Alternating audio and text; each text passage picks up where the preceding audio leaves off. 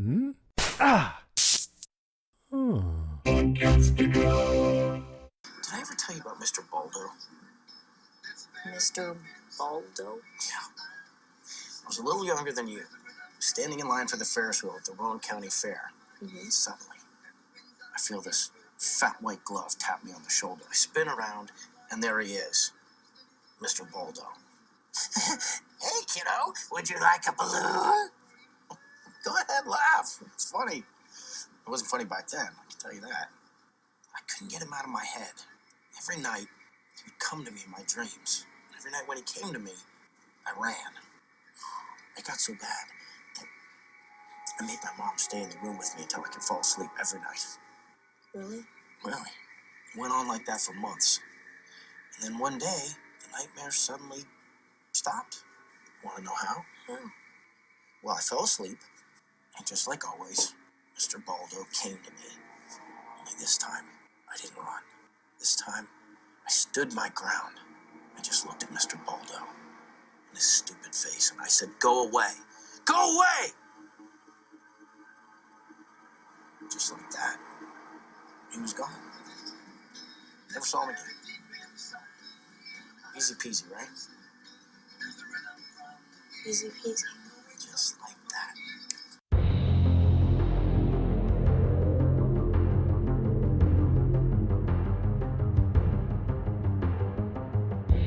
Hey everybody, I'm Rima. And I'm Shawn. And this is Strange Indeed, a podcast dedicated to the show Stranger Things. Today we'll be covering the third episode of Season 2, titled Chapter 3, The Pollywog. Woohoo! First off, a quick word from our sponsor. This week's episode is sponsored by Freshly. So you've tried all the meal kits out there, right? So 30 minutes turns into 60, and all of a sudden you realize you're actually paying to do all the work. I've done it, and that ended for me this week after I tried Freshly. So what is Freshly? Freshly is a weekly prepared meal service that delivers fresh, never frozen, all natural meals developed by their team of chefs and nutritionists. They're fully cooked, so all you have to do is heat them up. Each meal is ready to eat in only 3 minutes. No more worrying about what's for dinner. No shopping, no chopping, no cleanup. But also no artificial ingredients, preservatives, or added sugars. So keep this in mind because this is super important. It's always fresh, never frozen. It's 100% all natural, no artificial flavors or preservatives, no refined sugars, and no gluten. They have all of their chefs and nutritionists preparing these healthier options for everyday eating. So they're super awesome for lunch or dinner, and they taste really good too. Meals come to your door in a refrigerated box in recyclable packaging, so we're very earth conscious as well. They're easy to stack in your fridge, and you can bring them to work for lunch, and they're perfectly proportioned for no food waste. Freshly's team of chefs and nutritionists design delicious dishes that make healthier eating super easy. So try Freshly today and get $40 off your first 2 deliveries. Just go to freshly.com. That's 6 meals for only $39 for 2 weeks. It's Freshly's best offer ever, only valid for a limited time. So head to freshly.com and enter STRANGE at checkout. Shipping is always free. Thanks, Freshly. Thanks, Freshly. Awesome. Well, I don't know about you, Shawn, but I am so ready to start talking about this episode. Are you ready to jump into our top 5? I am pumped for this episode, and I am ready to go. Awesome. Okay, I'm going to go first this week because, I don't know, I just say I'm going to go first.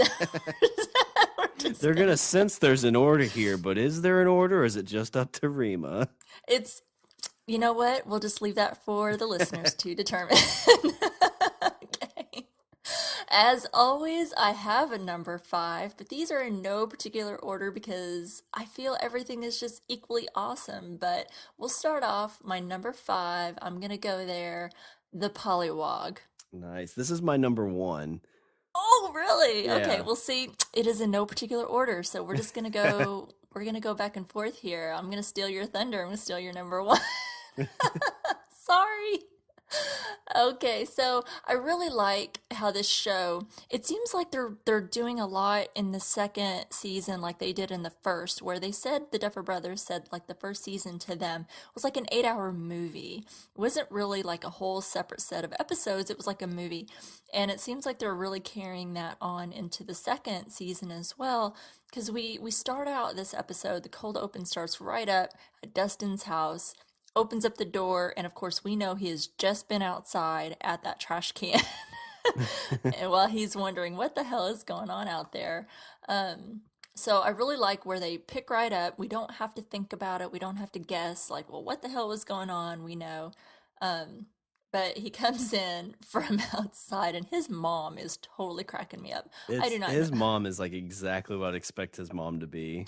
Exactly. She is exactly who you expect to see as Dustin's mom. We didn't see her at all in season one, but we're definitely getting a flavor for her in season two, and she is exactly who I would expect her to be. She reminds me a lot of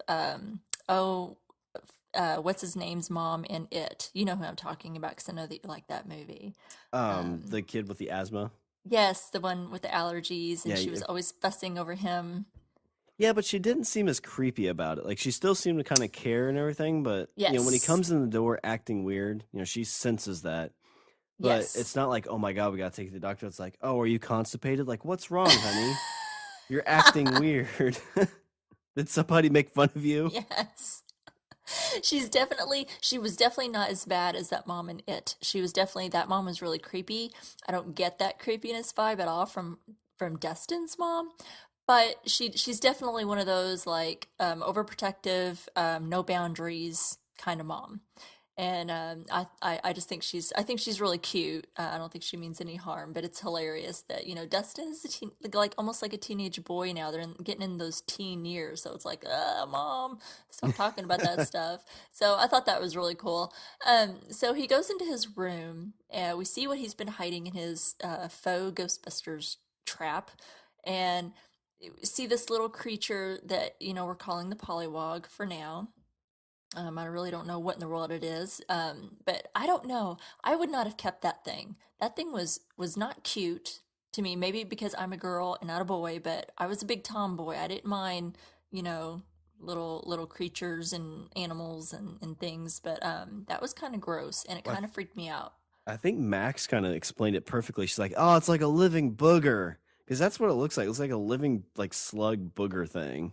Yeah, it had a really good like slimy like effect to it. It looked slimy, and you can just imagine that it was slimy and probably felt kind of clammy and slimy as you're holding it in your hands. But And probably cold and yeah, ugh. No, yeah, no, thank ew. you.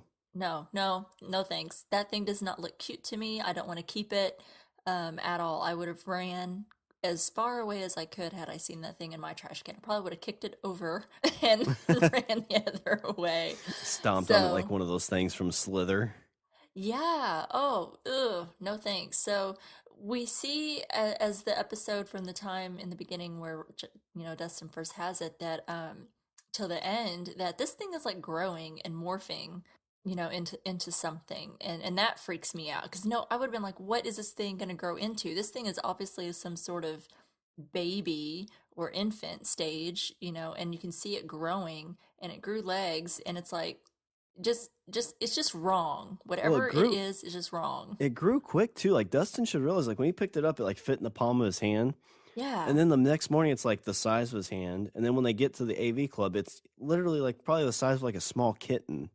Yeah. It's just not right.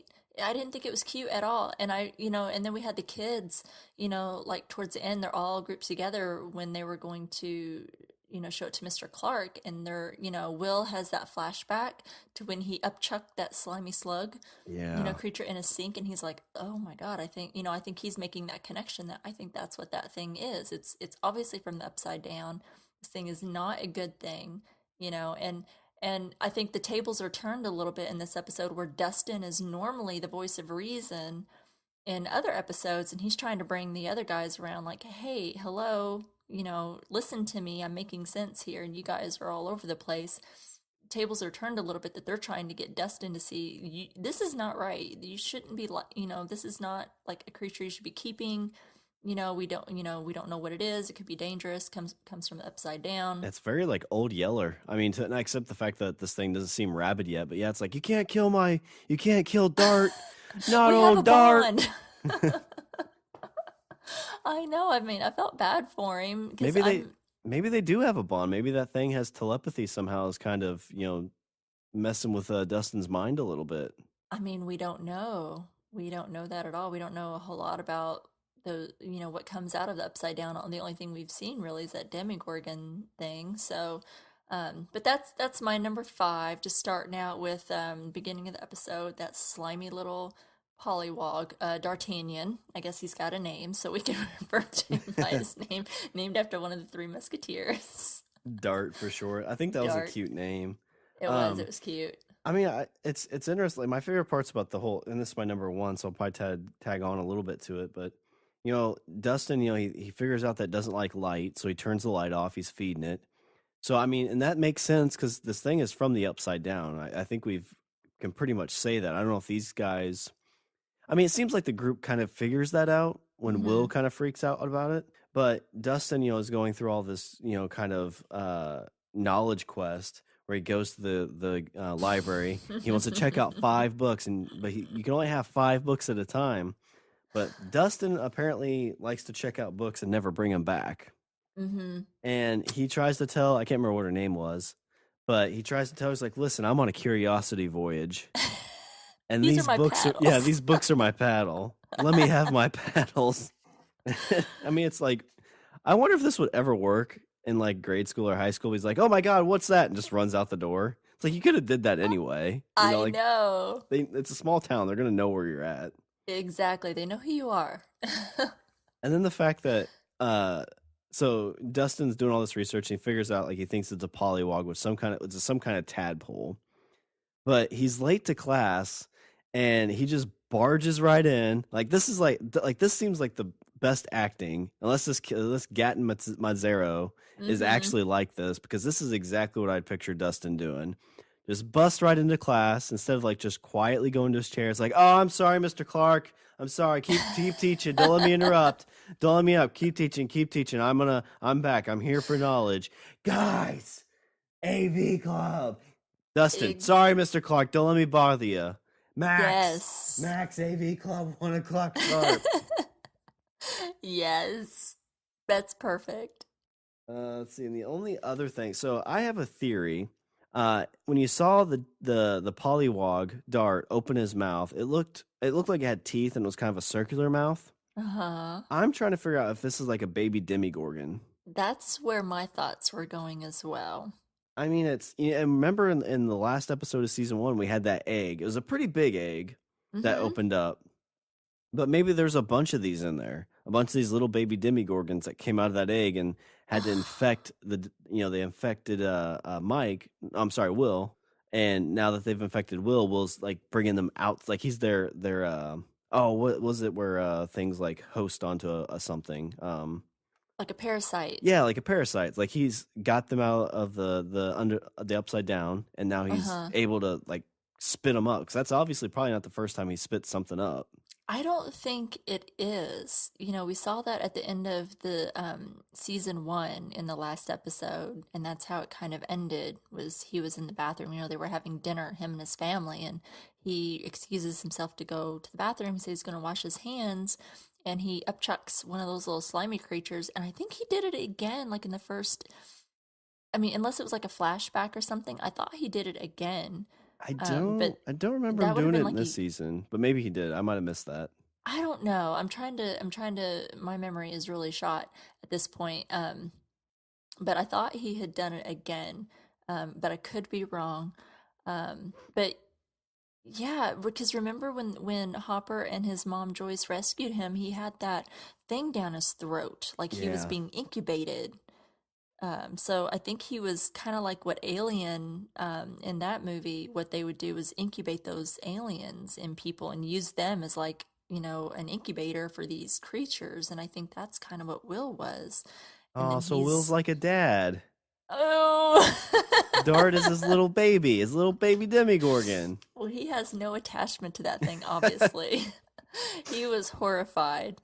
Um, Well, but because he talks yeah. about like remembering hearing the sound of that when he was in the Upside Down. He's like, because when he breaks in and sees Dart in the Mm-hmm. bathroom, it makes the sound and it kicks him back into the Upside Down. That's where he goes, like basically transfers back into the Upside Down. Yeah, totally. I don't know what that thing. I think that's a pretty good theory as any as far as like what this thing is. Because it certainly looks like, I mean, we've seen that it can morph because it had these tiny little like little T-Rex hands or something that it was like kind of running around on, and then it got legs. So it's obviously evolving, in very quick time. So who knows what the hell that thing's going to evolve into. I don't think that's too far-fetched because you do see like this little mouth and nothing but teeth. It looked like a um what are the little things that stick on you that are in lakes and ponds? Oh, a leech. Yeah, it kind of looked like a Leech. leech with teeth. Kind of like a 'Cause leech with I legs. don't know if leeches have teeth. I think they just What like what are suck what really are hard. don't they have to have teeth to penetrate the skin? Maybe. Yeah, I guess probably. I They don't know. probably I do. don't I don't know a lot about leeches. I saw Stand By Me when they were all in the in Yeah. the lake and they had leeches attached to them. Yeah. That I part don't made me know. that movie made it where I don't want to swim in any body of water that's not a pool.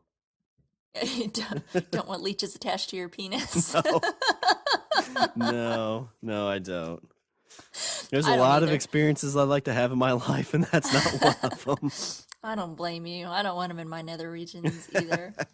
Okay, moving on. Okay, so that was my number five. That was, and you crossed over a little bit from your number one. Do you have anything else to say about our little pollywog? No, that's pretty much the gist of it. I don't think it's cute. No. This is not something I'd be like, oh, we need to coddle it. But I'm also the guy that like when people are like, oh my gosh, my pet snake's the cutest thing ever. I'm like, no, it's not. No, it belongs outside, away from me, way, Mm-hmm. way far away from me. Mm-hmm. Agreed. I don't want it anywhere near me. I wouldn't have thought that thing was cute and cuddly and wanted to keep it at all. So awesome. So what is your number five? All right, so my number five, I kind of titled the facility. So this place where it seems we learn a lot more in this episode about Hopper and his relationship with the Doctor. Mm-hmm. So he is very much trying to keep this secret for the facility, for the government, and he's working with this doctor to make sure that happens. And he makes a trip as, they're seeing all these crops getting destroyed. And as they're going through it, Hugh and Dewey have no clue what's going on. They actually stopped looking because it was dark. And Hopper, this is the first time like Hopper's legitimately looked like, what the fuck are you bumbling idiots doing? Like, Mm-hmm. how did you get through police school? Knuckleheads. And cut that damn mustache off your face. It looks silly. But they mark where all this stuff is, and he figures out that like the facility is right in the middle of it. So he goes and talks to him because the goop is spreading outward. And what I love is he goes in, he has like no nonsense about this. He tells them, he's like, listen, or the doctor's kind of tells like, listen, there's nothing to worry about. Like, this isn't from us. And I love that Hopper's like, no, you convince me that it's not you. Like he gets, Mm-hmm. the other doctor I think probably had a little bit of a push with Hopper, Uh-huh. but he stands up to this new one really quick. And you see him, the doctor stand back up to Hopper's like, oh, so you're telling me how to do things now? Mm-hmm. And it felt very, very confrontational. But like we've said before, this new doctor has great bedside manner. Yeah. And I feel like that's the skill he's using right now. He's like, okay, fine. Guess what? We'll go, we'll research it, we'll tell you that it's nothing to worry about. We'll convince you that it's fine. Yeah. Do we believe him? Where are No. you? I think he's gonna go out there, he's gonna do some service to like test and be like, oh yeah, it's perfectly fine. Yeah. That goop just must be something, weird, like it's just natural. Because even when he's out there and he's searching and they're doing all this stuff, the doctor tells Hopper, he's like, hey, listen, we're gonna need probably a couple days out here. And Hopper knows that if these people are out there, there's going to be questions. It's like, because this is definitely during not really the Red Scare, but there's definitely the whole like communist fear and the government fear. So it's like, oh my God, what's going on? There's a Russian girl running around, I've heard. Now there's scientists out here. Like, there's bad shit about to happen. And so the doctor's telling Hopper's like, okay, well, make sure you give us 2 days. And how's he going to do that? Hopper wants to know. Doctor just kind of throws it right back in his face and says, oh, you'll figure something out. Gives him a Yeah. nice little pat on the back and walks away. It's very much like a FU pat on the back, too. Oh, definitely. Like, I really feel like both these guys know that they're just doing each other lip service. Like, the doctor's going to tell Hopper, like, oh, yeah, it's nothing. And Hopper knows he's going to tell him that, but he's not going to believe it. There's no way he could believe it. No, no, I don't think so. I mean, I'm not buying it. Especially after watching him, this Dr. Sam Owens, this new doctor in town. Um, Boy, he's slick. He does put on a good act. I'm not buying it at all. Yeah, I mean, he's definitely the guy that feels like he walks into a room and knows he's smarter than you and is, going to make you feel like your buddies. Like, very much like a car salesman. You walk in. I hate buying a car, by the way. We just bought one. It was an okay experience, but I hate it. You're fresh off the experience. Yes, because you never like you walk. Even if you feel like you got a good deal, you walk out like I think I probably got fucked over somehow. Like Hmm. surely I did. But you walk in, and they shake your hand, they pat you on the back. Hey, can we get you something to drink? Can we Hmm. get you a water? It's like, oh, well, I could go for a rum and coke, right? And they show up with a rum and coke, and you buy a car Yeah. drunk. Don't even know how you did it, but you bought one. Yeah. How did I walk out with this car? Yeah. I Yeah. don't remember buying a car. Uh, but that's definitely like he gives you that feel like, oh, we're buddies, but I'm really gonna stab you in the back or I'm taking advantage of you somehow. This is only to benefit me, is basically what it comes down to. Pretty much. But Yep. I wonder if that's probably gonna be his downfall if I had to guess into the future, because he's gonna be like these dumb hicks from Indiana, I could just push them around and do what I want. But Hopper's not a dumb hick. Hopper's a smart dude, especially when He he's pushed and is. motivated. He is. Totally agree. So, do you have any kind of thoughts or anything about the whole investigation from the facility and Hopper kind of pushing himself to be a little bit more, uh, I guess, defensive of his town? Yeah, that was actually my number two. Oh, Um, okay. was the was the facility and this rotting vegetation. I mean, you've already hit a lot of my points. I don't have too because you hit them really good, so I don't have too many other points. But I did really enjoy seeing Hopper making that connection. He's got the map on the wall, and I thought it was interesting that he specifically has that facility pinpointed on the map. I don't know if he had other things like landmarks or other things like that marked on the map, but he specifically had that facility. And as they're talking through it, and he's Xing them those locations on the map as they're talking about where they had like the rotting pumpkins, the rotting vegetation, that slime stuff that we all love so much. Um, and you see it, and I almost didn't really, I looked, but I didn't quite make that connection as Hopper did, as he's like, oh my gosh, and he takes it and rips it down and throws it onto the desk and makes those circles, and you can see that it's like going outward from the facility, that somehow this place is connected. So I really really enjoyed that, because of course I love Hopper, and I loved watching him do his investigative work and being a real cop, and how he's having to deal with like Huey and Dewey, Yeah. in his office, and he's like, ugh, I'm carrying this department. you know they're basically just doing like a little bit of legwork for him. um but I didn't really have a whole lot of other thoughts. I mean, they did put on a good show. The doctor did bring out, some people in some suits, and they were taking soil samples. They were bagging up those pumpkins, and certainly putting on a good show about, yeah, we're gonna test this stuff. We're gonna do what you ask, and we're gonna make you feel better about it. But I do not buy for a minute that he's gonna do it at all. Um, I think if he actually does do any kind of testing, he's going to totally work it in his favor, Oh yeah. and make it out to be nothing if he actually does any testing on it. I thought it was funny how he was still trying to keep Hopper on his side by joking with him while they're out there, and he's like, "Oh, and the smell," kind of, just Yeah. guy Oh yeah. talk, Those and are those are dead pumpkins, aren't they? yeah, just kind of going along with it, trying to humor Hopper a little bit, and just kind of going along with it. But I don't buy him for a second. I do. Paul Reiser. I don't know if you saw Aliens, the sequel to Alien with Paul Reiser in it. I haven't seen. No, I haven't seen it. Oh, Sean, I'm I making you a know. list, and this is your homework. But anyway, his character here in the show is really starting to, for me anyway, really kind of mirror that character in Aliens. And if you watch that movie, you'll definitely, I think, kind of see that a little bit. So I didn't really have a whole lot to add. Those are just a few of my little notes and things that I noticed. I do enjoy Paul Reiser. I've always enjoyed him as an actor. So even though he's a completely smarmy character in this series, I think so far, I do enjoy watching him on screen. And of course, I love anything Hopper. So I thought good interaction between them. I did love how Hopper did stand up to him. I thought that was interesting because he's like, I'm holding up my end of the bargain. I'm keeping things quiet for you. You need to keep this shit out of my town.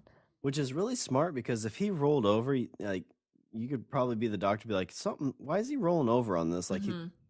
and that could lead to him figuring out about 11. But no, he's like, this is, like I said, this is the small town cop. The big fish, big fish, small pond. Jim Hopper Yeah. trying to flex his muscle here, and is there any chance you think that the doctor actually doesn't believe this is caused by the facility, and like he's going to be shocked, or do you think he actually does know? I mean, I'm full on. I mean, I could be wrong because I have not watched ahead. I am just on this episode, so I have no idea what happens next. So speaking completely spoiler free, I really think he's in on it. I think he's no better than Dr. Brenner. I think whoever is really in charge of this facility, this project, whatever it is that's going on that we still don't have a lot of answers to, saw the mistakes that Dr. Brenner made by being such a hard ass and his attitude. And they brought this guy in who, as we know, does have a better bedside manner. He seems a lot more friendly, a lot more open. He's, yep, this stuff's going on and we're taking care of it. We just need you to keep it quiet. We're all going to play nice together, kind of friendly fellow. I don't buy it for a second. That's just a cynic in me. But nope, I believe he's just as dirty as the rest of them. Because you saw him whenever whenever Hopper got the call from whichever one it was, Huey or Dewey, about, hey, there's about that Russian girl, and you just kind of see the doctor eyeballing Hopper's. He jumps in his truck and peels away. That's suspicion. That wasn't like curiosity. That was suspicion. So I don't believe him for a second. Yep. So that's just my kind of number 5 is the facility and kind of the doctor and Hopper's interaction. Sweet. So my number 4 is titled "The Joys of Parenting." Okay. And, this just, even though it's not a true biological father-daughter relationship, Hopper and 11, we get to see more of their relationship, which I really love. But I think we saw, where it's kind of like the challenges of being a parent to a tween. I'm going to say tween because I don't think she's quite a teenager yet. Maybe a tween.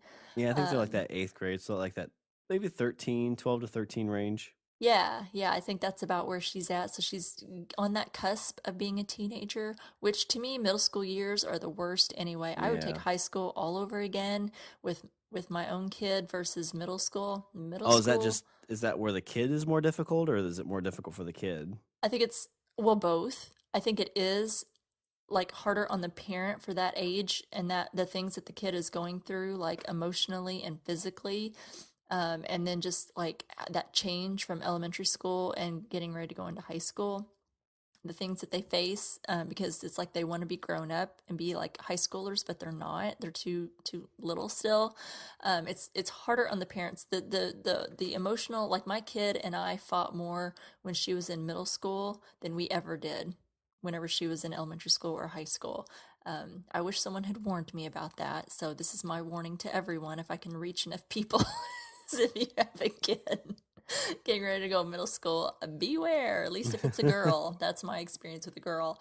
But it was definitely brought back some memories of like some of that attitude and that talking back that she was giving to Hopper, and I get that she's angry. But I know that it's hard for her to see how Hopper's just trying to keep her safe, and she gets very angry and she's like, well, day 21 you said soon, Mm-hmm. day 207, and I know I'm saying these completely wrong. This is not verbatim, but she keeps throwing it in his face that you keep repeating over and over that this is soon, and then she throws it in his face, friends don't lie. She's very upset because she wants to see Mike. She's only been able to visit him like telepathically, kind of seeing him and calling out to him. Um, she tosses the plate at Hopper, just with the little flick of her head that she does with her mind, and does the same thing when she runs into her room and slams the door with just slinging her arm in the air. Um, that it was just interesting. I thought of different aspects. We saw the sweet side. They kept showing those flashbacks of when he first found her in the woods, and we still don't know what precipitated the whole event of him starting to put food in the box. Maybe we'll get there Yeah, because I they hope keep. so. Yeah, I mean, I'm interested. Maybe we won't, but we at least saw he is putting food in the box and she's finding it. And then she, I think, finally comes to a point where she trusts. I guess he's been doing it enough and she's been out alone enough that she feels that she can trust him because she then follows him to the truck and shows herself to him. So I really like Well, that. So I like the sweet and then I like the defiant because, boy, she goes full on oh, rebel. she does. That's very, very much. I would just imagine that was like my teenage years with my mom. Yeah. I'm like, no, and throw the Egos at her and storm into my room. Yeah. Hopper was a lot easier on her than what it would have been on me had I thrown He, Egos. yeah, but he did not look happy.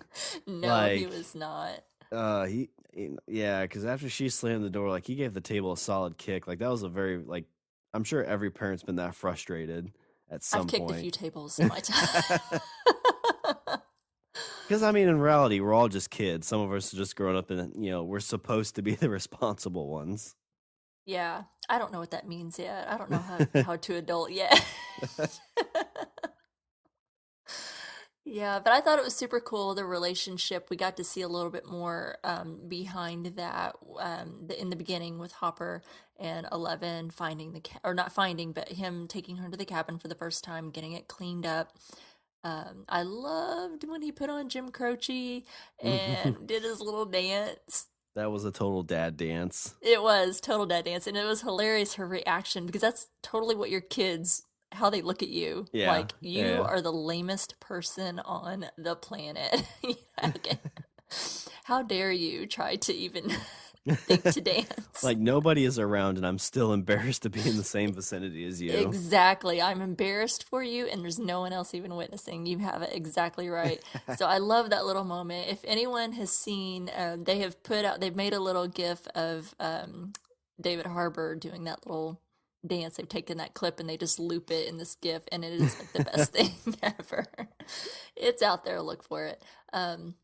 But I really like seeing their relationship build because you see it sweet and then you see it sour. You see it sweet in the beginning as they're building that relationship and he's trying to show her how he's protecting her. And Hopper's got some skills. I wonder if he was like in the military or something. I mean, this would have been kind of when I think he could have been of the age where he would have maybe possibly come out of Vietnam, maybe. Because what's up with that tripwire? I don't know about you, but I don't know how to Yeah, do that. And that I was know he's pretty a smart. cop, but that was Because smart. as I saw him drill the hole and put the bullet in it, I'm like, is he making like somebody opens the door, it's gonna like basically shoot them? But no, it's like Yeah. it's a tripwire. So if somebody crosses it, it'll snap the thing and it'll let off a loud explosion. We'll know people are coming. Exactly. That was really smart. And I'm thinking, I don't know that now I know he's not just your typical small town cop. He's pretty smart and really great at investigative work, but I just don't know that that's something I'm just wondering what other skills he has or where he might have learned that from. I want more backstory on Hopper. But I thought that was super cool.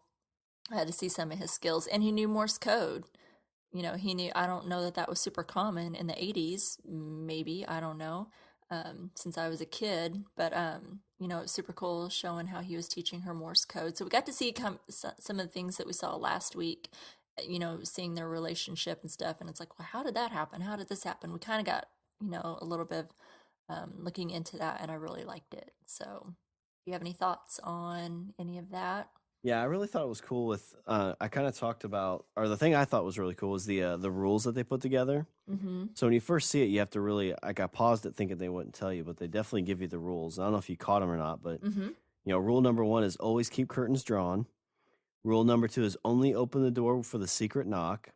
And rule number 3 is never go outside alone, especially in daylight. And Which she defiantly she just. did. All of them. But I mean, I think he called them the "don't be stupid" rules Yep. because we're not stupid. And I want to coin them. And I think if this was a few years in the future, these would be the Shania Twain rules. Oh, well, tell us more. Because don't be stupid. I need you. Don't be ridiculous. Come on, Shawn, don't be shy. Give us some Uh, more. I think that's about all I know. I was like in the early '90s. I was big into country music, so obviously I've heard that song a few times. But yeah, I think they should be the Shania Twain rules. Well, now I'm gonna make you sing some Shania Twain every time that we come on. We'll What's have that? to. Feel? I think I need you to sing "Feel Like a Woman." Ooh. Well, that's the thing. So if we ever make it to if I ever make it to a Walker Stalker con, we need to get people together. We'll go do karaoke, and we can Yes, do Shania Twain's greatest hits. yes, that's on the list. We're gonna get you to a Walker Stalker soon, and that is definitely gonna happen at the meetup. Wherever we meet up has to have some karaoke happening because it would be so worth it. Oh my gosh, that's awesome. Okay, what's your number 4? So my number 4, I kind of saw this before I saw the episode because it's really tough to not get spoiled on a lot of things, but Oh yeah. it was really just a little tidbit, so I think I caught it a little bit more. But it was when Bob was driving Will to school, and he told them the story about a clown, Ooh. and that clown went by the name of Mr. Baldo. So it's pretty, it's kind of like something you tell, a kid. It's like, hey, I was scared when I was your age too. I remember being at this carnival and this clown came up and put his white glove on me, and when I turned around, he says, "You want a balloon?" Uh-uh. And Uh-uh. you know what that reminded me of, Rima? It reminded I'm for me it was Pennywise. What Yeah, was it for you? it was Pennywise. Yeah, Yeah. and I've saw some fan theories out there, which is really really cool. Is like, Bob is from Maine, and Shut Derry up. is in Maine. And so, he was talking about how like the Mr. Baldo kept coming in at night. He had to have his mom sleep with him. And then one day he just stood up and said, "Go away." And, the fan theory I saw out there, which is pretty cool, is like, the kids when they grow up in the book and in the movies is they think that the whole Pennywise thing was just one big dream. They don't realize that it actually happened.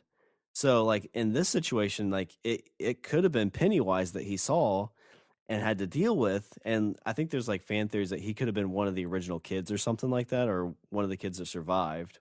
Of course, it's probably not true. Like it's like I always love like these little Right. tie-ins, but like it's It's still exactly the same interesting. story. Yeah, because and it could just be a little callback because Yeah. this is during the '80s when I think '83 might be when the book takes place in the second half. But yeah, the Oh. whole like, hey, you want a balloon? Oh my God. Bob, it's time to float. Oh, oh, stop it. Stop it. I'm gonna have nightmares. I can't Uh, take it. I can't do hey, clowns. Bobby. Oh my God. Ooh, that was good, Shawn. That was really good. You're gonna give um, your son some proper nightmares when he's oh old yeah, enough for to sure. take Yeah. that. But we learned, I don't know if it's in yours, so I'm not going to spoil it till later, but we learned that go away doesn't always work. No, it does not. Well, but that's what God, and I'm sorry if people haven't seen this movie yet, but either read the book, watch the miniseries, or go watch the movie already because it's really good. It's like what the kids do. Is keep saying you're not real, you're not Yeah. real.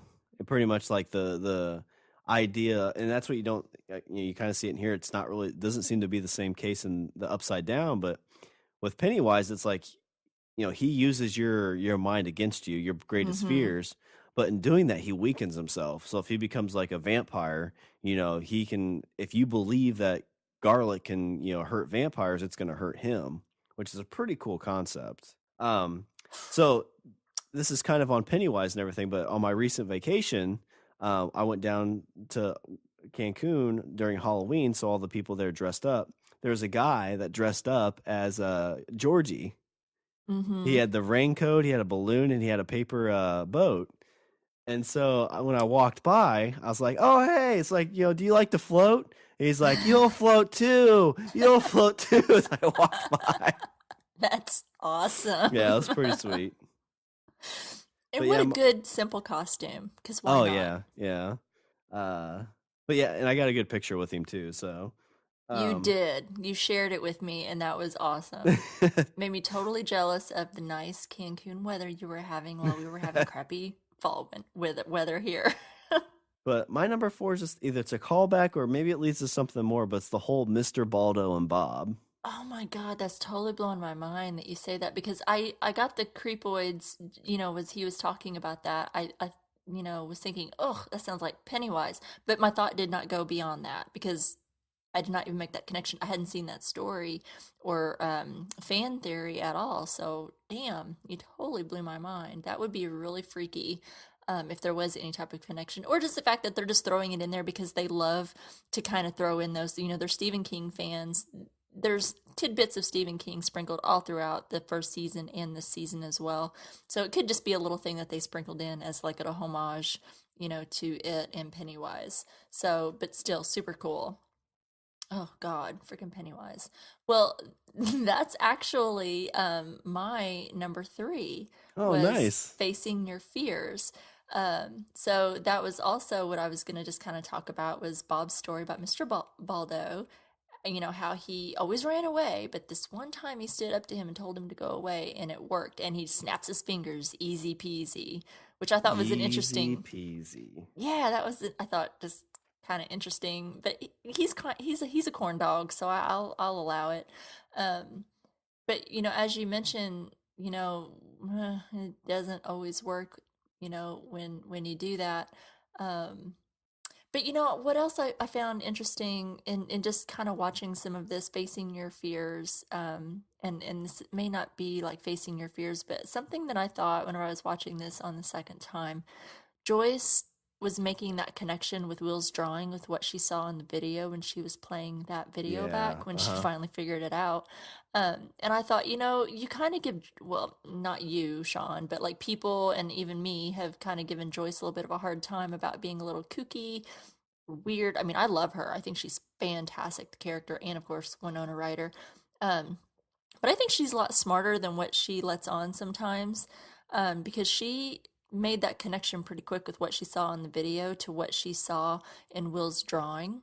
So I thought that was pretty smart of her to make that connection. And as I'm sitting in there thinking about Bob and how he's telling the story to Will, and I think that it's probably just an adult thing to do, that he's trying to make friends with Will and Jonathan because he's in this relationship with Joyce. So he's trying to get in good with the kids, and I think he's trying to, get Will's trust and telling him the story and this really because he knows about Will's episodes and these scary moments that he's having. I don't think he knows the full extent or anything, but he knows about these moments that he's having and thinking they're all just in his head. So he's trying to help him and he's trying to reach out and build that relationship with him because he's with Joyce. But I thought it was interesting is did you think that Bob led her to watching that video? Because he was telling her, I mean, he kind of made a point when he went to see her at her work and had lunch with her. He made a point to tell her about, hey, I noticed my, what was it, the JVS, so old school, I can't even think of the name of it. His video player is a little banged up. So he looked at to see what was on the video, notices that there were some boys bullying Will. Well, he should know Joyce well enough at this point. What's she going to do? She's gonna go check out that video. So it's like he was purposely leading her to it. Did you get that at all? Yeah, so when they were sitting there, when he first started talking about the camera being banged up, I was like, okay, this is where we're gonna see the jerk Bob come out. Like he's gonna be Uh-huh. the kind of guy that's like, Damn kids. yeah, take like this is expensive stuff. But he quickly, I think he just like he saw what happened, and maybe he just wanted to be upfront and honest with her, and Mm-hmm. so far again, hopefully this doesn't turn into like Bob's a creeper. Like I hope Bob's just Bob. He's just a guy. Yeah. But I'm concerned, or I'm not concerned, sorry, but I think like he's actually concerned for Will, and so like he saw it was banged up, and so he's like, okay, well, like what happened? Like this doesn't look like just normal wear and tear. And then when he watched the video and saw that the kids were making fun of him, I don't think that he saw the drawing or he wasn't able to make that out. I Mm-hmm. think he was just wanting to share with her, like, hey, Will had this thing happen, just so you know. And because I really think he feels for Will. Like I feel like he feels like Will's the kid that he was, always getting picked on. Mm-hmm. As he talked about that with Joyce, is like she's the kind of person that punches back, but he's not. Yeah. He's the kind of guy that just takes it. But like right now, he's with Joyce Byers. He's dating Joyce Byers. Yeah. I don't know. I don't quite. I mean, I don't know. That was just something that like it seemed like he made such a point to bring that up with her.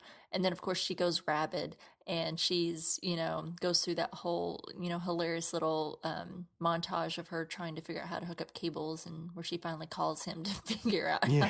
how to, she's trying to stick that little VHS tape into the VCR.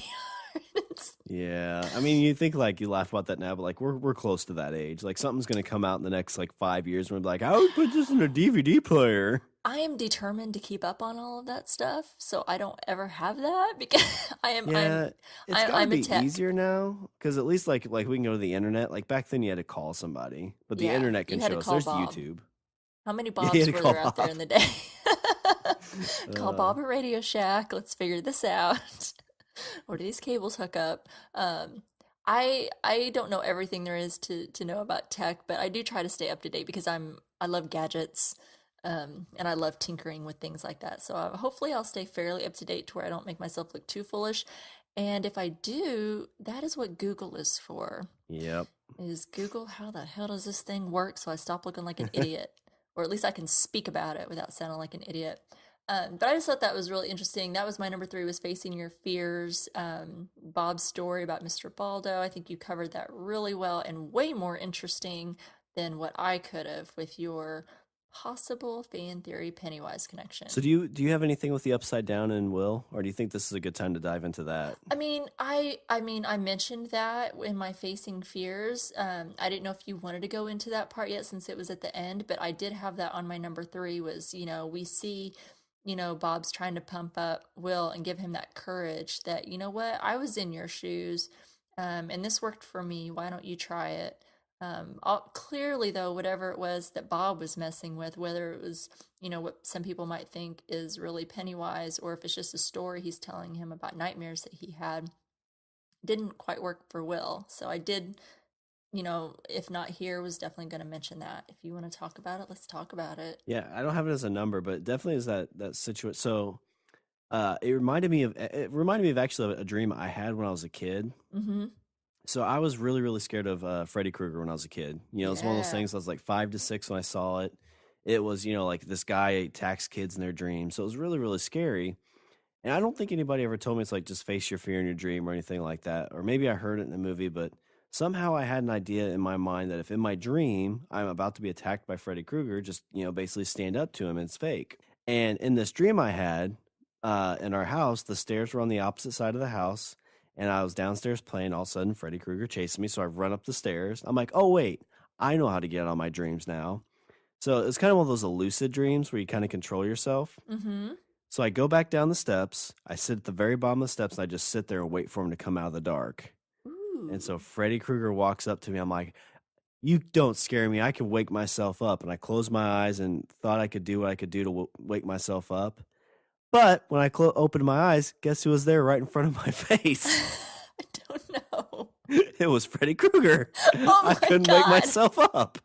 Oh my God. So I don't remember what happened. I think I must have ran up the steps or something and ended up waking up. But it was kind of that same thing. It's like, oh, I'm going to stand up because, and have no fear. And it didn't work out. Just like for Will, he's standing up to the smoke monster, doing what he was told. And it's the end of the episode altogether, so we don't know what happened. And this is one of the episodes where it's like, God, I just want to binge it. I know. Because all of a sudden it's just him getting like, I don't know if he's getting possessed, because it's very much like Supernatural. Whenever demons possess people, like that smoke stuff going inside the person. Yeah. Yeah, I don't know what was happening there. If he was being taken over, is it taking a piece of him? Is it taking possession of him? What is it doing? Yeah, it's like you said, it's like, I haven't watched Supernatural, but it reminds me a lot of Charmed. I watched Charmed and I was completely obsessed with that show. I watched the first few seasons of that when I was a kid. Yeah, I really liked it. Yeah, and there were demons in that show, and there were similar kind of things that happened, when they tried to possess you in that show as well. So I don't know. I'm like you. I stopped. I did not watch. I've stopped with this episode, as hard as what it was. I have no idea what that meant at all, but I didn't like it. And I mean, let's give it up to Noah Schnapp. Is he not knocking out this season or not? I mean, he plays young Will.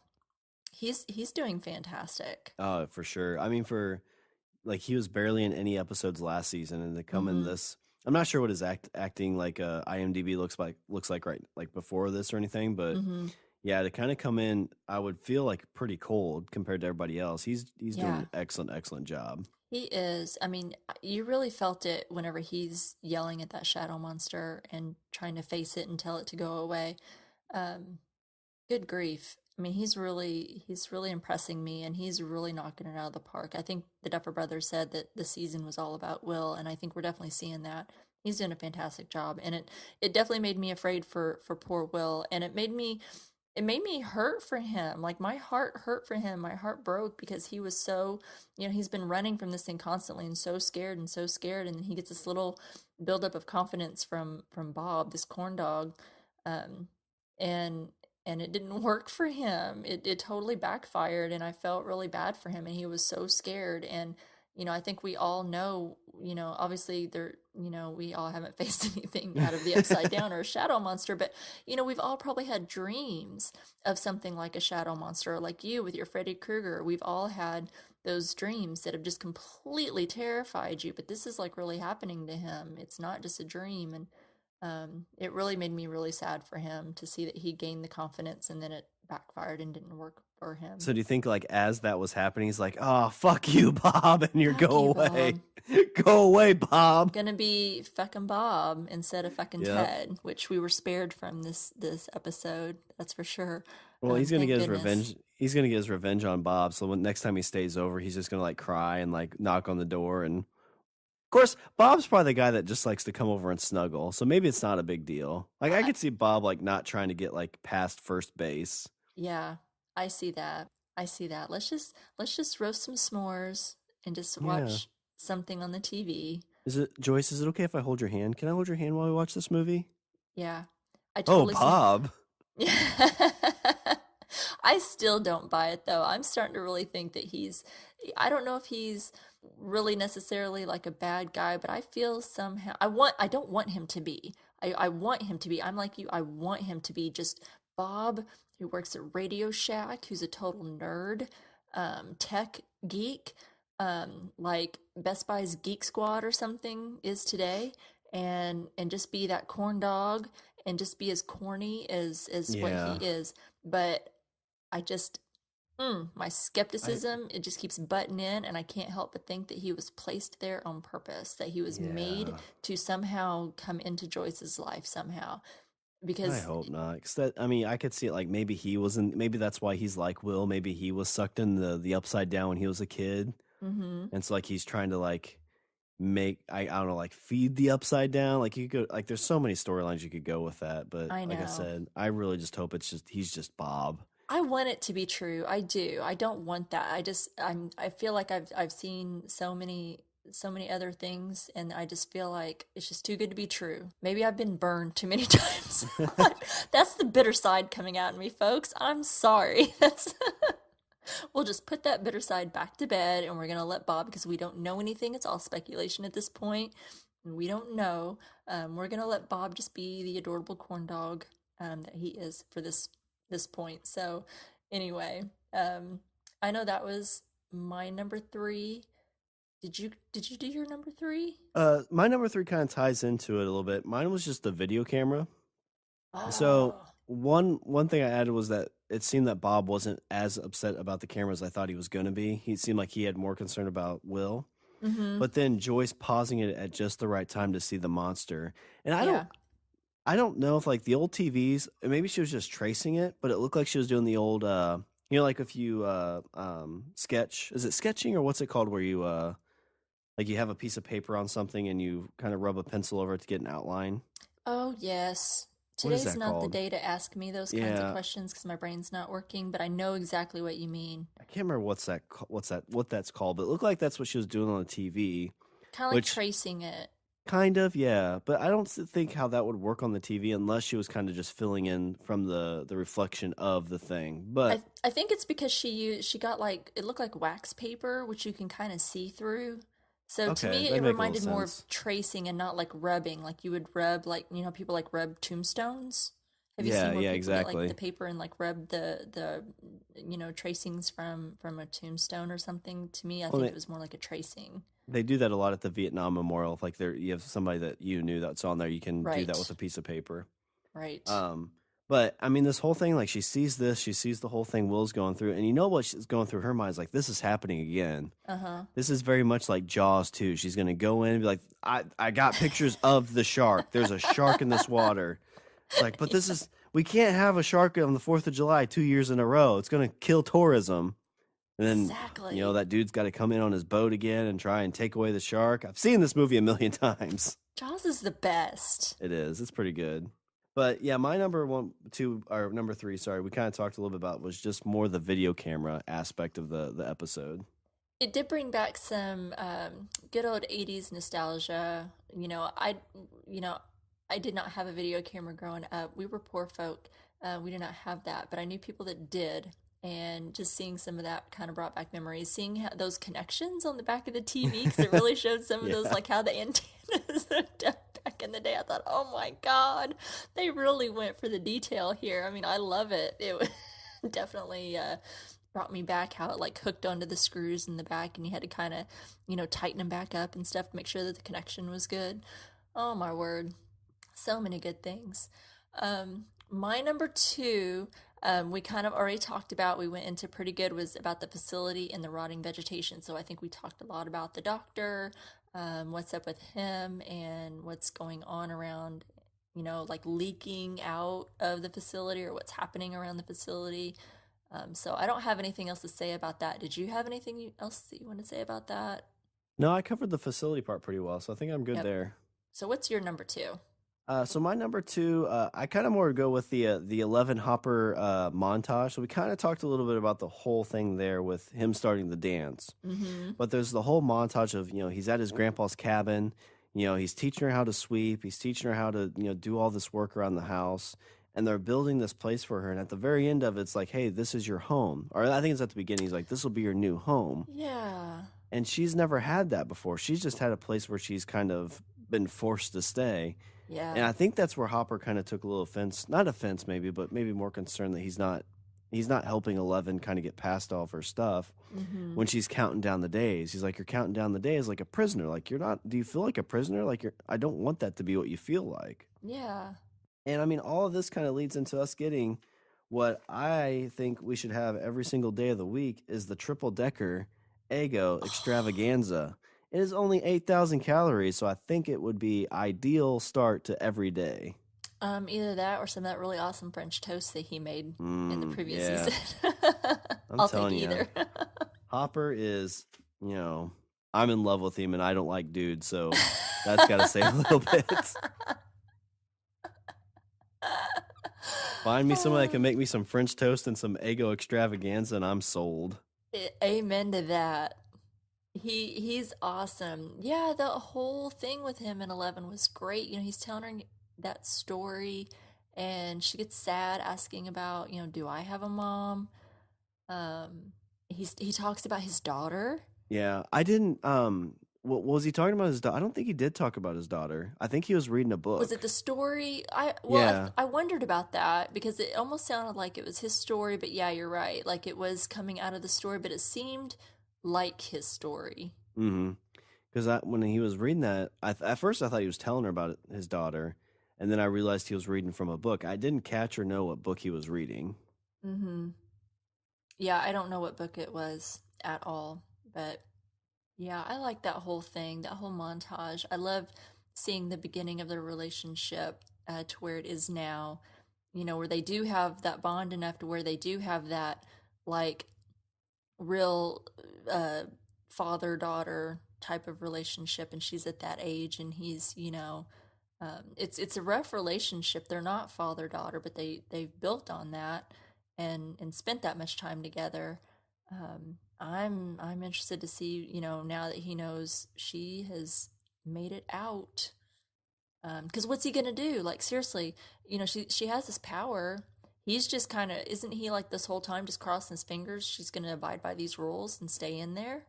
You'd hope. I mean, yeah, she's more powerful than you are. Yeah. So if she wants to leave, she could definitely leave with, like, nothing's going to stop her. Yeah. I mean, we've seen her slam, like throw guys in the air and slam them against a wall, which I don't think she would hurt Hopper, but I mean, she did some questionable things in this episode, I thought. I mean, she really acted out because, I mean, she threw that plate at him with Egos and broke the plate. I thought it looked like the plate broke when it happened. Would have to go back and check that. But I mean, that's a pretty aggressive, that's the same as if one of us, we may not do it with our mind, but if we take a plate or sling a plate at one of our parents, I mean, that would not have went well at all in my home. Rima, I can tell you right now, if I chucked a plate at my mom or my dad, we would not be doing this podcast. I will second that statement as well, that I would probably not be here to be talking about it, much less, yeah. So that was, I thought, pretty aggressive. I mean, it's one thing to slam a door. I think all of us as children at that age and been pissed and been fighting with our parents, if you've ever had that experience, have slammed a door. Now, that never went over very well in my house either, but I still did it because it felt good. And Lord knows my own kid has done it to me a time or two as a payback for, because, hey, karma. But I thought that was pretty aggressive of her. And then when she was at the school and saw Mike with Max and she flipped Max off the Yeah. skateboard. She's got some not commitment issues, but some jealousy issues for sure. Yeah, I mean, that upset her and she impulsively like floop, knocked Max right off of that skateboard. Mike immediately knew who it was. Max obviously did not. But just based on how Max described the feeling of what happened, because obviously she's very comfortable on a skateboard. It's not her first day, and it's not like that she would just, she was doing something to cause herself to flip right off of it. Something made her do it. I thought that was kind of aggressive. It just makes me, I mean, I love 11 and I think she's great, but I'm concerned about her state of mind at this point. I don't know if it's being locked up for so long. I don't know if it's the lack of interaction or just what it is, but she's really being defiant right now, and I think that she's hurting people. She doesn't know Max, but she got really jealous and knocked her right off of that skateboard. I mean, hey, I think we've all kind of wanted to knock a girl off her skateboard for talking to our man, but actually do it. I thought was interesting. She really showed some aggressive behavior. It's one thing to be a defiant teenager. It's another to be aggressive like that and throwing plates and knocking people off their skateboard. She could have really been hurt. She could have hit her head. Well, that's what I was nervous about when you see her seeing that and you see the two smile. Like she's like, "What? That's my man, lady." Yeah. And I was concerned she would do something overly aggressive. And I don't know if maybe it's like you said, like she's got these superpowers. So, because I mean, how many times have like something happened, like, oh my gosh, if I had a superpower, I'd knock them over. And if you had the power to do that, it's probably instinctive and it's more of an accent than meaning to actually do it. Yep. But I don't know if this is what they're going to play on as she's she's becoming an adult, so she's going through all these emotions that kids go through at this age, boys and girls. That she's just kind of dealing with that to even the next level. Well, and they're at that age, friggin' your hormones are going all over the place. That's when like puberty is like running like crazy through your body, and so you're just, it's a hard age for boys and for girls. So, probably just going through that stage in her life and having superpowers on top of it is just probably not the best mix. Again, I throw out the X-Men reference. Yeah, that's a good comparison. Yeah, if you're familiar at all with the X-Men and that story, and how some of the people, how some of our X-Men or mutants in the stories become mutants, is a lot of times happens through puberty, because they're developing and such. And so that's just kind of what it reminds me of. And it seems like she's not handling her power very responsibly. I was concerned that how aggressive she was behaving. But I did like seeing the whole montage. I did like all of that. Yep. So that was my number 2, is kind of adding to that 11 Hopper kind of situation. Our storyline in this was just the montage for it. Yep, super sweet. I like it. My number 1 is titled Junior Spies. I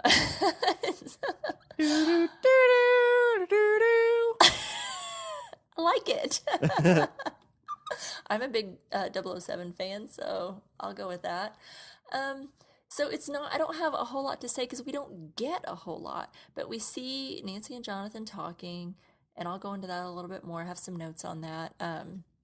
But it's what the hell are Jonathan and Nancy up to?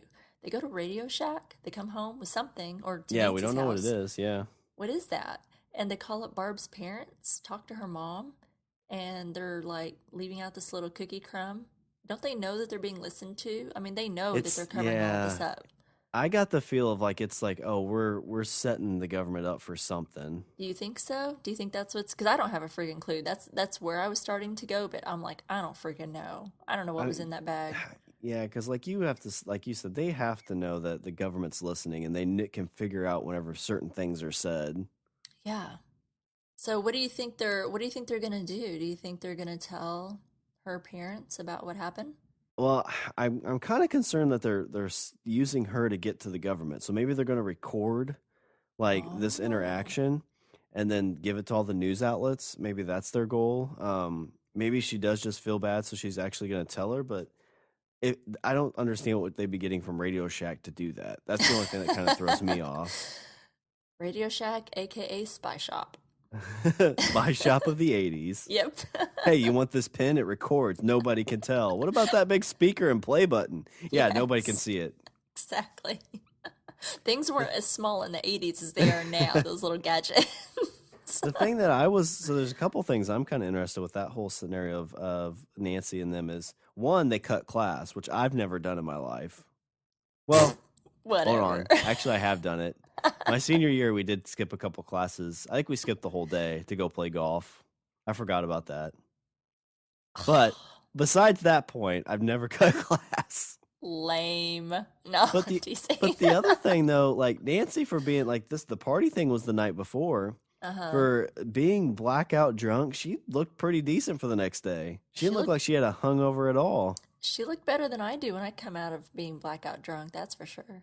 Oh, and especially like now, like at my age, if I get like if it's a bad drinking night, like we Uh-huh. might as well consider the next 3 days like done. Like I'm Pretty sleeping much. all day for 3 days. Yep. I'm soaking my face in like ice cold water to reduce the puffiness that's Hmm. happening. Yeah, eating just like bread and crackers, and you do that once a year. Like that's I'm never drinking again. Never drinking again. I probably do that more than once a year, but what day is it? No. Yeah, yeah, it's got to be a teenager thing. They bounce back. It's the youth. I have to sacrifice virgins and rub their blood all over me to look that good after a night of drinking like that. You're the new Count Draculus or whatever her name was. Yep, yep. Oh my gosh. Yeah, that not a whole lot to go into because I feel like we didn't get a whole lot out of that. Just that particular piece anyway was just what the hell are Jonathan and Nancy up to? What are they what's their motive? What did they buy from Radio Shack? What's their end game?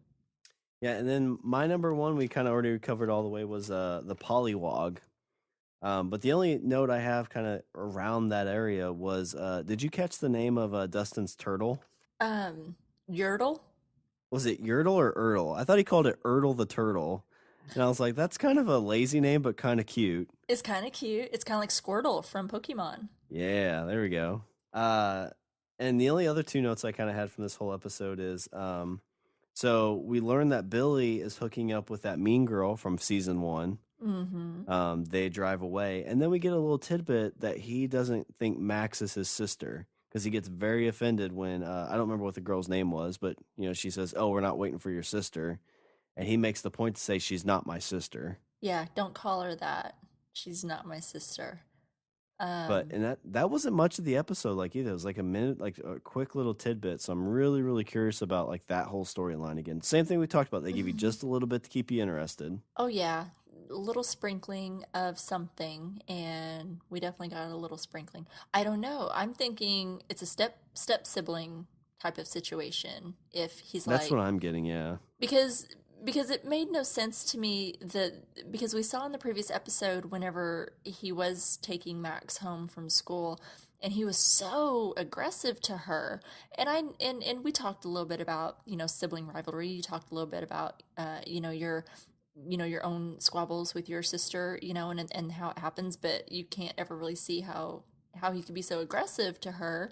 because you could never be that way to your own sister. So I think maybe that explains that a little bit, because no matter how much you squabble with your sibling and you all fight and stuff. And I've seen some pretty serious, look, I had two cousins. We were all very close in age. We were all like within just a year apart, and I spent a lot of summers with them. And those two fought, and I don't mean just fought. I mean, there were like some fists flying here.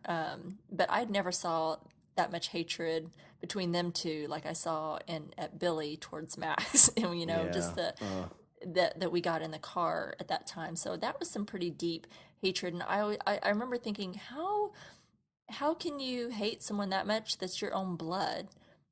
So maybe that answers my question a little bit, is that they're not, I mean, not that it justifies his behavior at any way at all. I'm not saying it justifies it, but I'm just trying to make sense in my head as how he could hate her so much.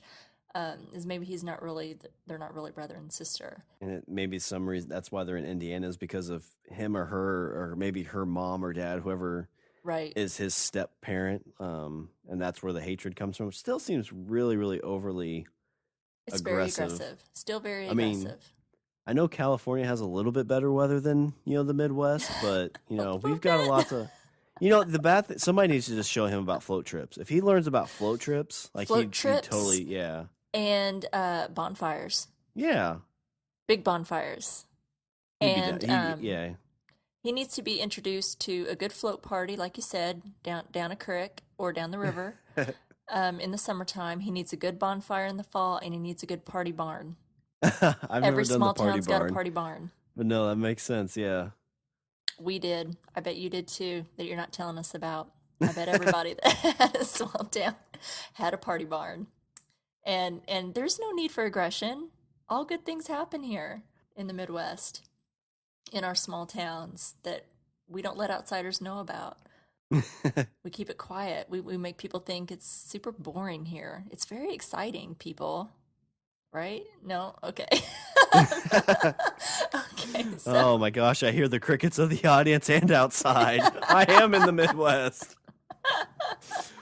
But yeah, those even are just even my people quick. who live here are like, what the hell? Give it up. But Anyway. but those are just my two quick little notes. Yeah. Oh gosh. Okay, sorry.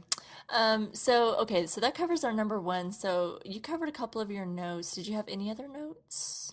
No, that's pretty. Everything else we kind of covered in the episode. So Okay, so we covered most of my notes as well, but a couple things I wanted to bring up was just a little tidbit that we did get, because we didn't get Billy much in this episode, which a lot of people are probably happy for, because he seems like such a tool, that a lot of people are probably pretty happy that we didn't get much of him. But we did, not just in that scene with that girl after school, but we got him in a gym with Steve. And I just want to say that some of the best memories that I had of school was when the boys were playing basketball, and it was shirts, no shirts, shirts and skins.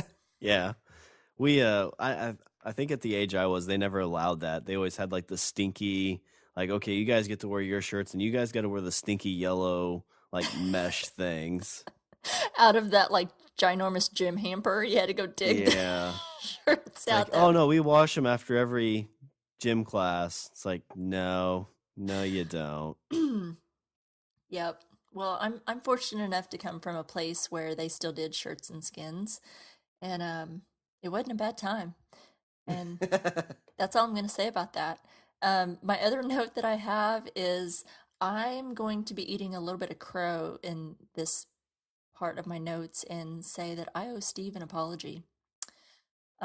He asked Jonathan to take Nancy home after Did the he? party. He did. So Jonathan was saying that, and I took that as Jonathan was covering for Steve. I think he did, because Okay. Steve was like, well, why don't you go ask your other boyfriend, Jonathan? He seemed to know all about it. And I think that's how it happened. I think Jonathan was honest enough. I don't think that he would really cover for Steve, but I think that he would be honest with Nancy and tell her the truth. Like, yep, he was mad and he was leaving, but he didn't want to leave you in that state, so he asked me to take you home. I totally believe that. I think that even though I feel like I don't think Jonathan and Steve are friends.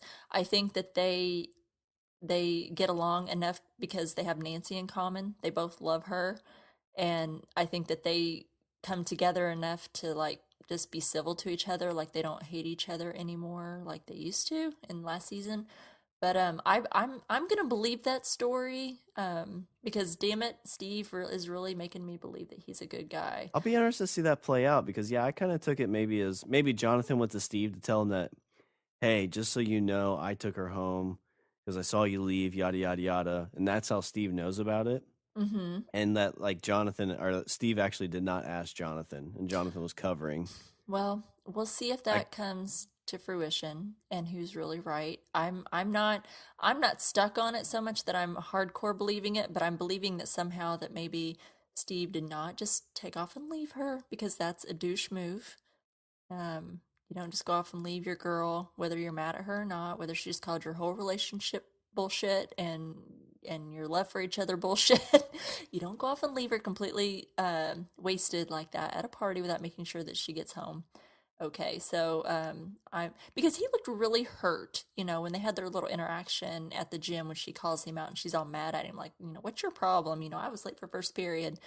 And he looked really hurt because she still couldn't tell him she loved him. Yeah, I mean, if she said that, then he would have melted in her hands. But Oh, totally. she's still stuck on. It's like, I no. So you don't love me then, right? It's like, what? No. It's like, yeah, that's what I thought. she I got to go can't say kick this it. California dude's ass at basketball. Exactly. Talk to me after third period. Exactly. So I think that reaction and was enough for me to see how heartbroken that he really was that and he's asking for it. He's like, "Tell me you love me," and I'm like, "Damn it, Steve! I'm struggling. I'm struggling with the Steve from season 1 to the Steve from season 2, and it's a struggle inside of me, but it's coming through. That I think Steve is actually a genuinely pretty good guy, and that now I can't believe that he would have left her at the party, and he really did ask Jonathan to take her home. He looks so heartbroken, because he's like, "Well, tell me you love me." I'm like, Yeah. he really loves her. Gosh, damn it. But okay, I'm saying it here. Sorry, Steve. I gave you shit that last episode when we talked about it, so I'm gonna retract that and say, good man, good man. I feel for you. You're in a love triangle. I don't know what to tell you, but anyway, that's all the notes that I had for this week. So, are we ready for some news? Some news from the Upside Down? Yeah, let's hit up the news. Okay. Do you want to go first? Yep, I can start. So this is from Variety. So Fox has bought the spec script Crater by John C. Griffin with Sean Levy and talks to direct. Levy will produce along with 21 Laps Dan Levin. So Crater is described as a coming-of-age story in the vein of Stand By Me, set on a moon colony. After the death of his father, a boy growing up on the lunar mining colony takes a trip to explore a mysterious crater along with his 4 best friends prior to being permanently relocated to another planet. Sounds interesting. There's no release dates or anything on that yet, but Yeah, I wonder if we're going to start getting more kind of space because, there's talks of us going to Mars. Space is kind of coming back into the forefront of things. If we're going to start seeing more of those stories. I think we are. And this one is certainly interesting. And I like Sean Levy. He's great as a producer and what he does on Stranger Things. So we will keep you updated as we get more. This was just a little tidbit. There wasn't much to go on. No release dates or anything yet. But as we get it, we will pass it on. Our next article is from Variety. So David Harbour talked with Variety from Bulgaria, where he's filming Hellboy, about whether Hopper is a good father and a good cop, what he'd like to see in future seasons, and how Hellboy compares to everyone's favorite Hawkins cop. So Variety asks him, this season, Hopper got to play father figure to 11, though it doesn't always go so smoothly. He says, it was very complicated for me because they go through a lot together. So for me to play these scenes with a 13-year-old and be screaming at her, I was having to feel guilty and apologize to her. It's very complicated for me because I'm used to playing those scenes with adults. It was even scarier when you're yelling at a child because it's a child. But I was really excited about that storyline even going into the season. It was my favorite aspect of the stuff that I was doing. I think this is a great chance to see how broken Jim Hopper is, to see how he really can't deal with his control issues. He lost a daughter, and here he is confronted with another one. All he can think about all day long is that he has kind of a gun to his head. If anything happens to her, he's not going to be able to survive that again. So, all that broken complexity, I was relishing playing, and I was super excited to get into it with her. They ask, "Do you think he's a good father?" He says, "Yes, I do. I think he's a good father. The thing is, all parents make mistakes.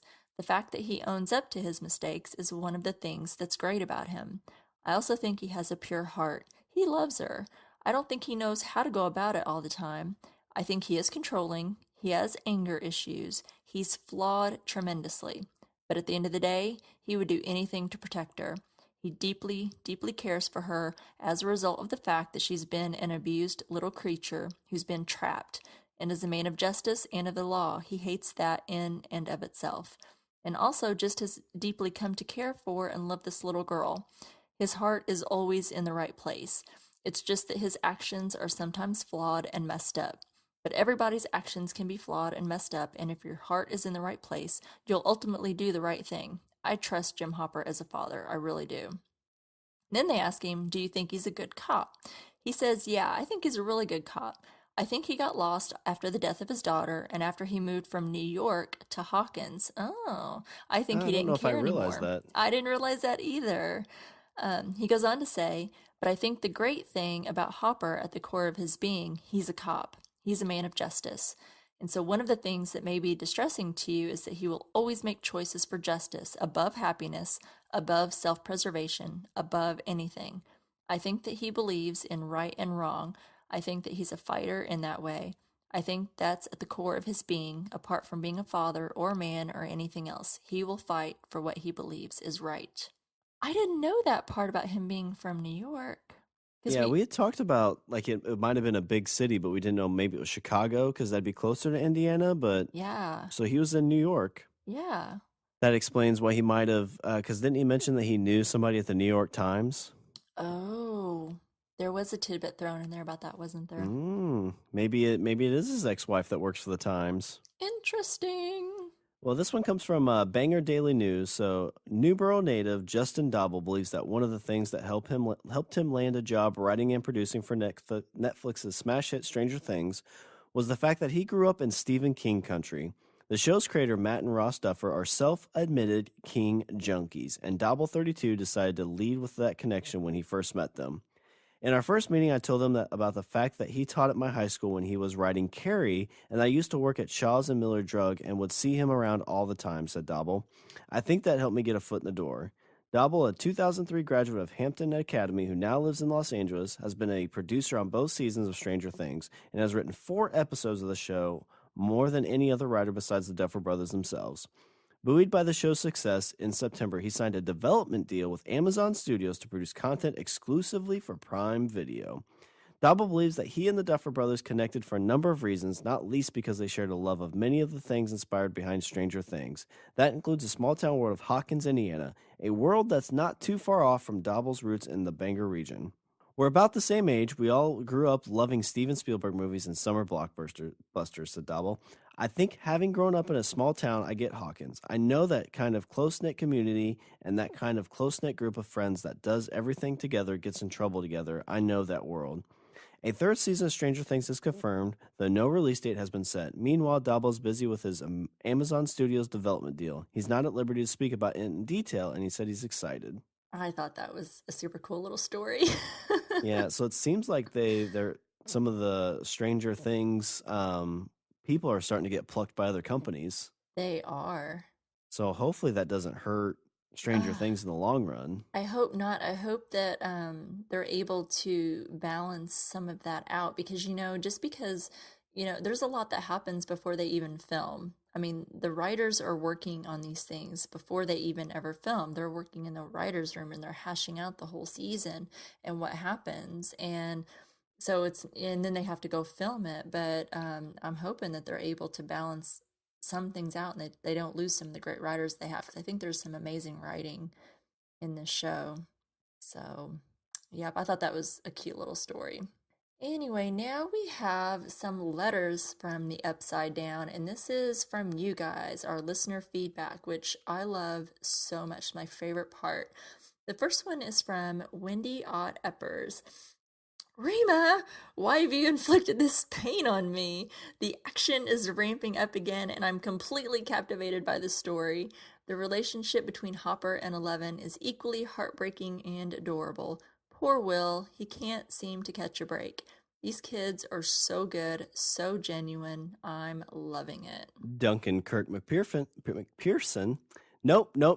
Dustin should be afraid of the Pollywog. Plus, he's like a living booger. Dustin has some pretty impressive research skill, though. Yeah, I kind of thought he kind of seemed like Rain Man there. A little bit. So funny when he steals the books, and the dynamic between him and his mom is hilarious. I'm a fan of Mad Max. I think she's a total badass who can pick locks, and I'm enjoying her addition to the group. Dustin freaking runs over her while chasing D'Artagnan. Yes. Awkward vibe with Eleven and Hopper. Sucks he's lying to her and that she feels locked up. Love how Elle is learning Morse code and how to set tripwires. For real though, she's a beast. Force slamming the door and everything. It's so sweet how badly she wants to see Mike, and how Mike knew it was her with Max's skateboard, and what she does to the swing set is so creepy. Yeah, that was actually pretty weird. I didn't really care for that part. Yeah, that was weird. With the thing with Mike and her, I thought it was interesting that Hopper knew, because he talked about her visiting him again. Mm-hmm. So I thought that was kind of neat. Yep. Mr. Baldo is coming for you. Bob totally gets Will all fucked up with some advice that would, under different circumstances, actually be good advice. Yep. Apparently, Bob is from the same area in Maine where it takes place, and Mr. Baldo asked him if he wanted a balloon. Oh, Like God. Pennywise. Sad hearing Bob talk about how he never punched back. But hey, look at him now. Now he gets to date Joyce Byers. The boy playing Will has an awesome performance at the end of this episode. I'm very impressed with him. Laugh my ass off at Joyce Byers trying to figure out the JVC VHS-C cassette and coaxial in and outs. She's full throttle wackadoodle, and holy crap, she sees the smoke monsters outlined in the video. What is it, bleeding through into our dimension? Nancy and Jonathan, what the fuck are they up to? That's great, Duncan. As always, I agree with you. I agree with everything that you said. That's awesome.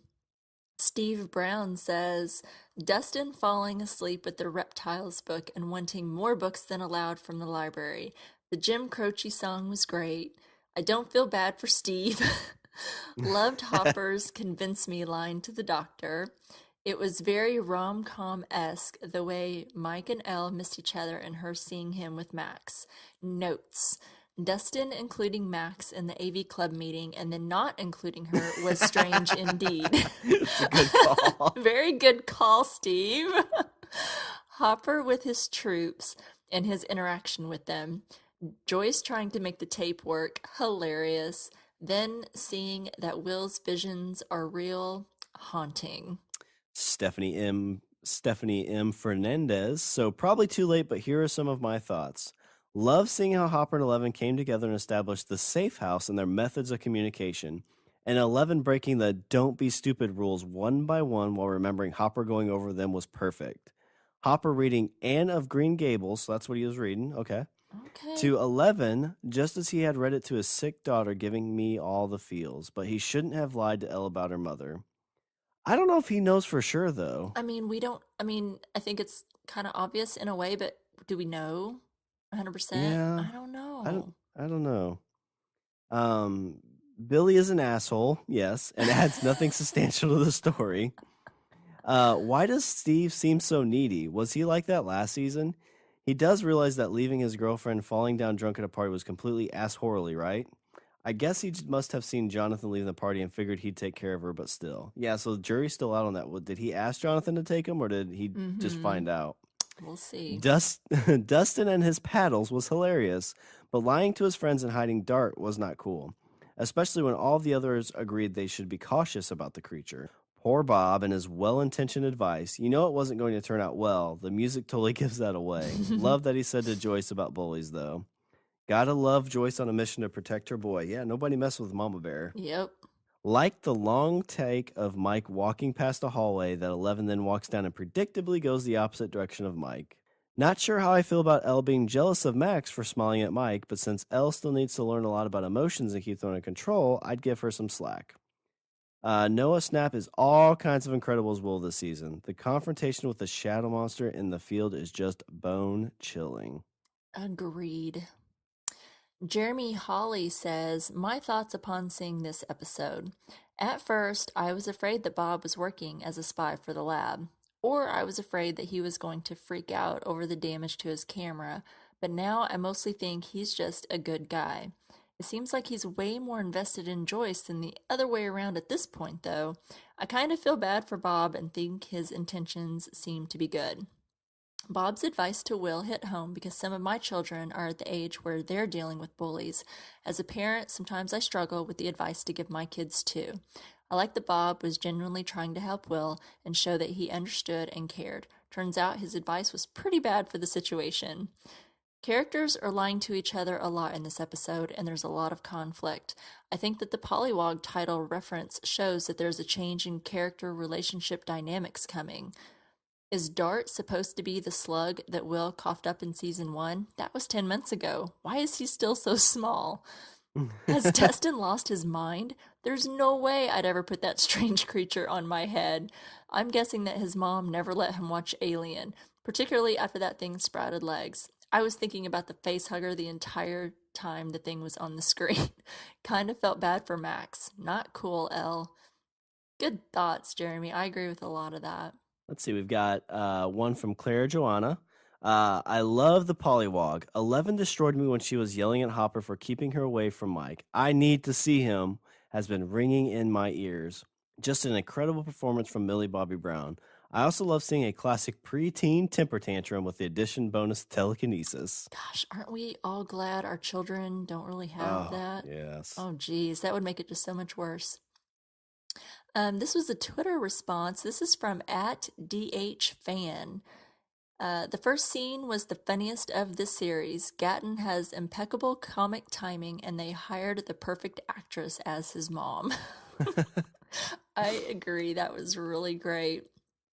Thought that there was something back that someone said in here that I had some notes about, and I'm totally going blank on it. Oh, darn. Yeah, I thought the whole alien reference was really good. I thought, gosh, if you've seen that movie, there's no way you'd be taking that thing home. Not at all. Oh, I'm totally missing out. That's okay. We can move on because I thought I had another note, something that I wanted to bring up, and now I can't forget, so that's okay. So we'll go on. That was all of our listener feedback this week. We had lots of great feedback for everyone. I appreciate everyone writing in. I know we recorded like a day early, so I asked everyone, hey, get your stuff in. Hurry up, go watch the episode and let us know what you thought, because and everyone came through, so thank you everyone for writing in. We really appreciate it. Yeah, thanks everybody. And remember, if you get behind on it, just go ahead and send it for any episode. We'd love to share it just to kind of rekindle any thoughts or spark any conversation. Absolutely. I like to always encourage whenever someone's like, oh, I don't know if I'm going to be able to watch it in time. I encourage you to leave your feedback for no matter what episode that you're watching. If you just want to leave me a note, if you're going to message us, or if you're going to put it on Facebook or on Twitter, if you want to email us as well, just let us know which one that you're leaving it for which episode.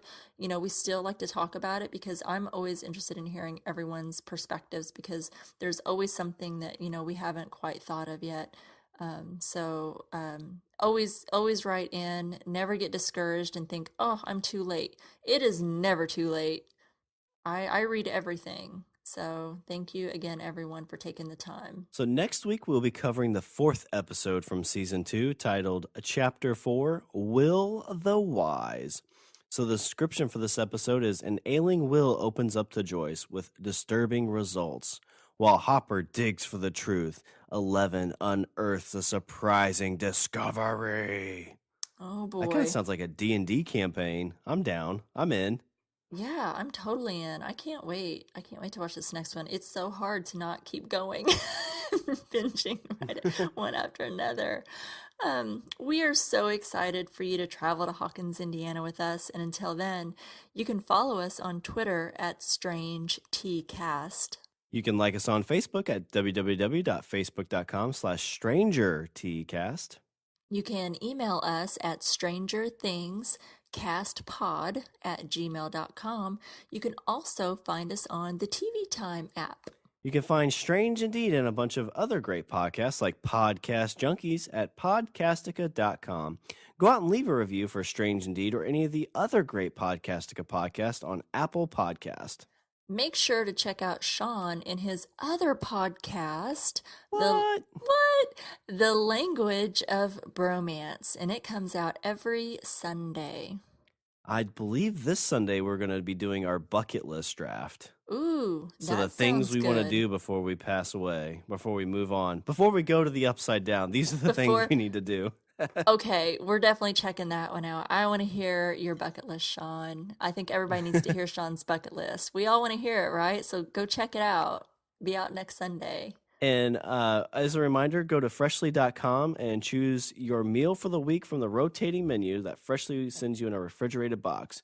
Just go to their website, freshly.com, and use the promo code STRANGE, and it gives our listeners 2 weeks of chef-cooked dinners for $40 off. They get $20 off their first order and $20 off their second order. You can find that information in the show notes. All right, well, that's our show. Episode 11, Chapter 3, The Pollywog. Until next time, I'm Rima. And I'm Shawn. And Stephanie M. Fernandez is Strange Indeed. No. Away.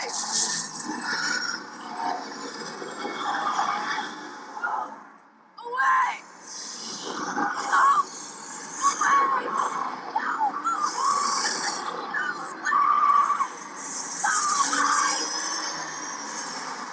Easy peasy, right? Easy peasy. Just like that.